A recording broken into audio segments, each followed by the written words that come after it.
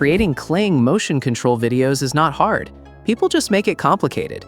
So here's the complete beginner guide.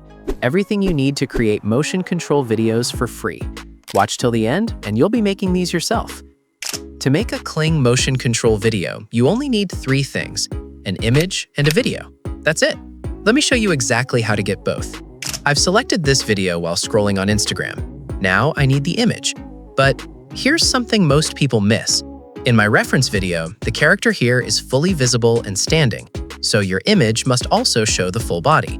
If it doesn't, motion control won't work correctly.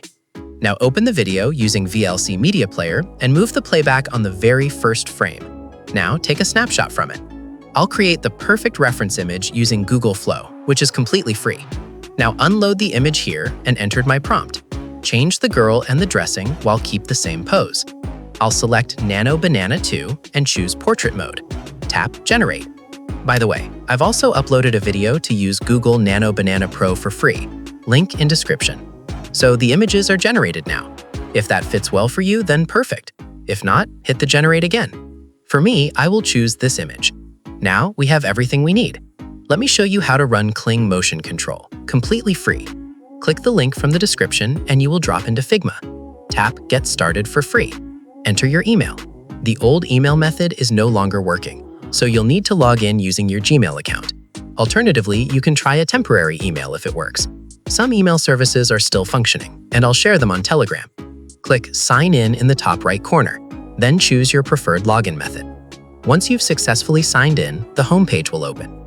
You get 150 free monthly credits here, and when you run out, you can create a new account to get fresh credits. Tap Create New File. Now an empty black canvas appears.